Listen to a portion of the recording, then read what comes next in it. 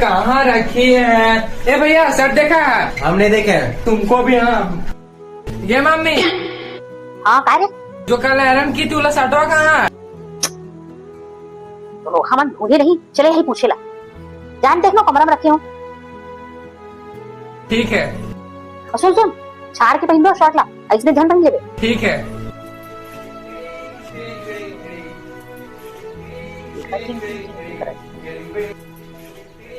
इसका वाचा